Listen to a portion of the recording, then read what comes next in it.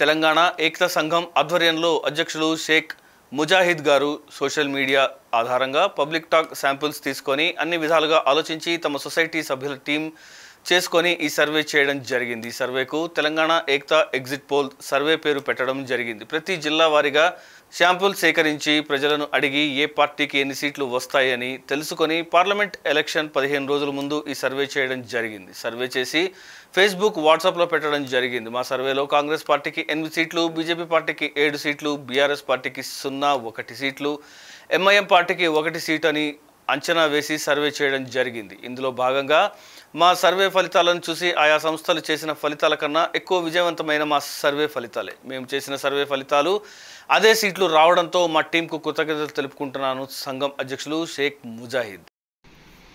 అందరికీ నమస్కారము. నేను తెలంగాణ ఏకతా వెల్ఫేర్ సొసైటీ సంఘం అధ్యక్షుడిని షేక్ ముజాహిద్. మేము ఈ పార్లమెంట్ ఎలక్షన్ సందర్భంగా తెలంగాణ ఏకతా ఎగ్జిట్ పోల్ సర్వే చేశాము.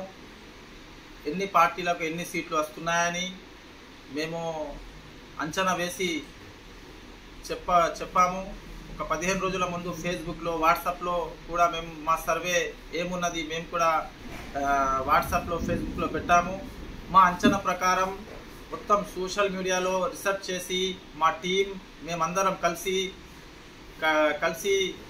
పని చేసిన తర్వాత ఈ తెలంగాణ ఏకతా ఎగ్జిట్ పోల్ సర్వే మీ ముందుకు పెట్టడం జరిగింది ఒక 15 రోజుల క్రితమే.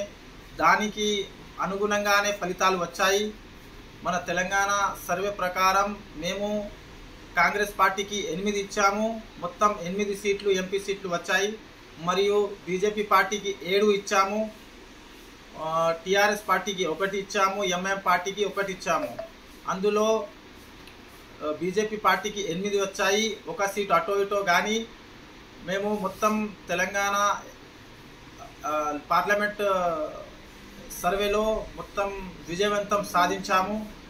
మేము ఈ సొసైటీ ఆధ్వర్యంలో ఎన్నో సేవా కార్యక్రమాలు కూడా చేశాము.